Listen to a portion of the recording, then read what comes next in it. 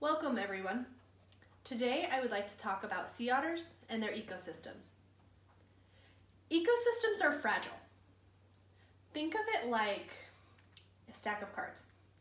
With one card, it just lays flat. When you have multiple cards and you can balance them together, you can build a big castle.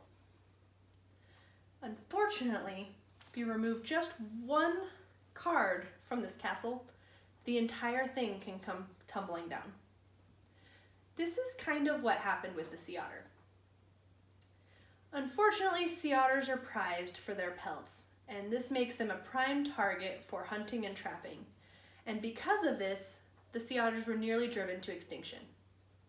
I would like to talk today about how hunting and trapping almost caused the extinction of sea otters. I would like to talk about how the decline of the sea otter population affected negatively the other species relative to it in the ecosystem. And I would like to talk about how government acts and laws were put in place to help protect ecosystems and rebuild the sea otter population. Sea otter pelts were prized because of their warmth and because they're so soft. This makes them perfect material to make scarves, gloves, hats, and coats. They were overly used, especially in tribal cultures along the coast of the North Pacific Ocean. Hunting became popular with the sea otters because they were so rare and therefore very expensive. This made a lot of money for the hunters and trappers. Thankfully, due to the international hunting ban of 1911, it is actually now illegal to own any sea otter pelts, whether they're in clothing or whether they're not, as well as illegal to hunt them. When the sea otters were declining, their prey, the natural prey, which is a sea urchin, was on the rise. Sea urchins exploded, and this became an issue. The more sea urchins you have, the more they need to eat. And sea urchins eat sea kelp. Kelp forests were being demolished by these sea urchins, and there was nothing there to stop them. The kelp forests are actually extremely important to this ecosystem because they are, for humans, used for cleaning products, they're used for food, and they're used for making makeup and other foundations and products and stuff like that. They're for animals used as protection and food.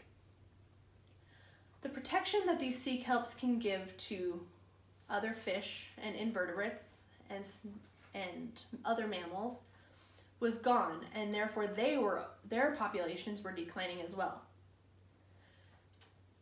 Fortunately, though, there were some laws put in place to help repopulate the sea otters and therefore reduce the number of sea urchins and therefore increase the number of sea kelp plants and sea kelp farms and the number of animals that they could sustain. One of these acts that was used was the endangered species list. The sea otter was placed on the endangered species list to bring awareness to the fact that it was almost extinct. The endangered species list does an amazing job at letting ecosystems rejuvenate, repopulate, and grow. There's also the Marine Mammal Protection Act. This act was designed to protect all marine mammals from hunting, from torturing, from capturing, and otherwise disturbing all marine animals. This makes it illegal for you to go to a beach and pet a seal. You probably wouldn't want to do that anyway because they bite. Don't do it. But just for future reference, it's also illegal. Fortunately, there are so many ways that you can help the sea otter population grow on your own. Everyday things like recycling, reusing garbage bags, reusing reusable store grocery bags, using jars and Tupperware instead of Ziploc bags. all of that can help to cut down on your waste, which can help to not overpollute our oceans, which does not add any extra non-natural sources of extermination for these sea otters. There is still so much more to do in order to revive the sea otter population completely, but I hope I have given you at least some food for thought. Thank you.